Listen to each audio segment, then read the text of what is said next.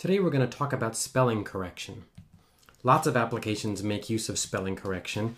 For example, word processing. Almost any modern word processor will take a misspelled word like component with an A and give you suggestions like component with an E and automatically replace it for you.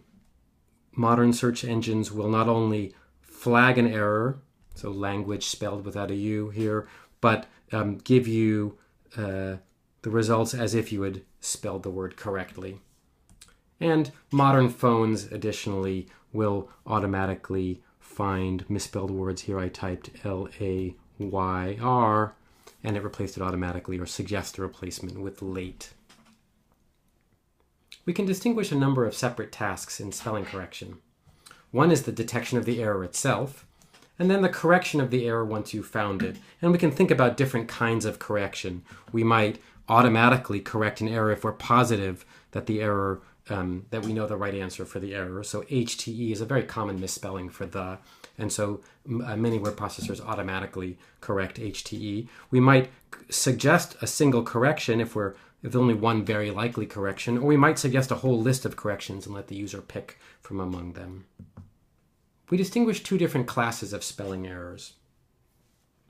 Non-word errors are errors in which what the user types is not a word of English. So G-R-A-F-F-E, a misspelling, let's say, for giraffe, is not a word of English. By contrast, real word errors are errors in which the resulting misspelling is actually a word of English, and that makes them somewhat harder to detect. And we can break up real word errors into ones produced by really typographical processes. The user meant to type 3 and typed there, let's say. Or cognitive errors where the user meant to type a word like peace and instead typed a homophone of the word, or TOO instead of TWO. And in both cases, what's produced is a real word of English, but by modeling the differences between these kind of errors, we might come up with better ways of fixing them both. How common are spelling errors? Depends a lot on the task. So in web queries, spelling errors are extremely common. So practically 1 in 4 words in a web query are likely to be misspelled. In word processing tasks or on phones, it's much harder to get an accurate number. So there's been a number of studies, and most of these studies are done by retyping. You give the user a passage to type, and then you measure how well they type it. And of course, that's not quite the same as users naturally writing messages or typing. Nonetheless, if you ask users to retype and you don't let them use the backspace key, they make about 13% of the words. 13% of the words are in error. So indicating that a lot of words, they correct themselves with the backspace. If you let them correct, now we're turning to an experiment on a PDA style of foam-sized organizer, they'll correct about 7% of the words themselves. They'll still leave about 2% of the words uncorrected on an organizer, and similar numbers on people doing retyping on a regular keyboard. So a number of about 2% were people typing, and probably a much higher number for web queries, and probably a much higher number for people texting, are the kinds of spelling error rates that we see. How do we detect non-word spelling errors? The traditional way is just to use a large dictionary. Any word not in the dictionary is an error. And the larger the dictionary, it turns out, the better this works.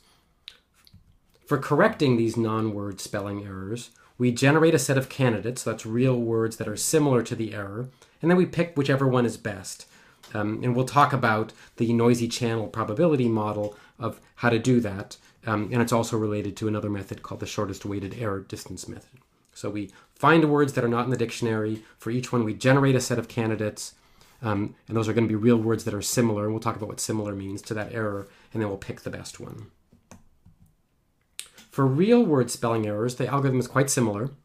Again, for each word, we generate a candidate set, but now we do this for every word in the sentence, not just the words that are not in some dictionary. So in real word spelling error correction, we don't use a dictionary because, of course, the errors are in a dictionary, so that wouldn't help.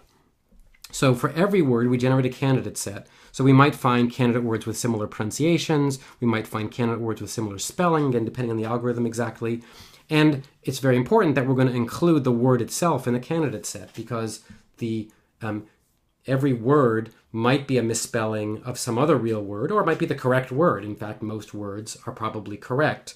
So for each candidate set of each possible error, we're going to include the word itself. And most of the time, in fact, we're going to pick that. And again, how we pick the words, we might use the noisy channel model. We might use a classifier. We'll talk about that. So we'll discuss the different methods of detecting these errors and correcting them in the next section.